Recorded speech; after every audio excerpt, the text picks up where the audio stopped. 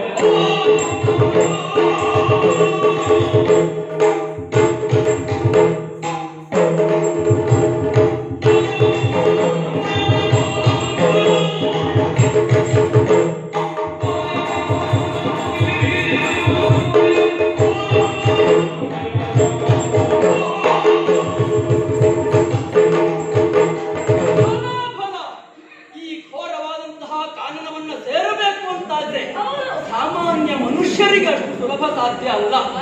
ಆ ನೆಲೆಯಲ್ಲಿ ನೋಡಿದ್ರೆ ಏನೋ ಒಂದು ಮಾನವರ ದೇಹದ ಗಂಧ ಎನ್ನುವುದು ನಮ್ಮ ಮೂಗಿಗೆ ಬಡಿಯುತ್ತಾ ಇದೆ.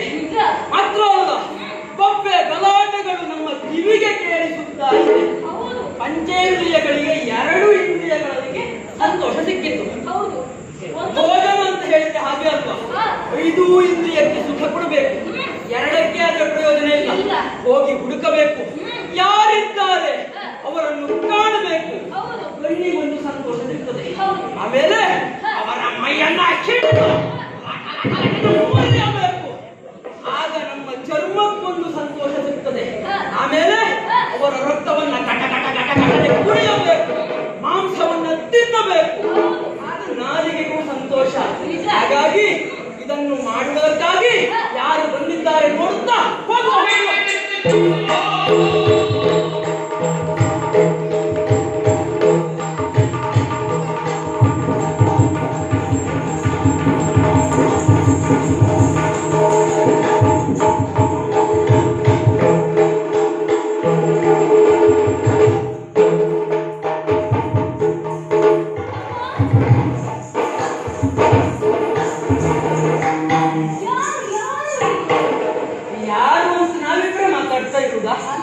ಈಗ ಬಂದವ ಯಾರೋ ಗಂಡಸಾಗಿದ್ರೆ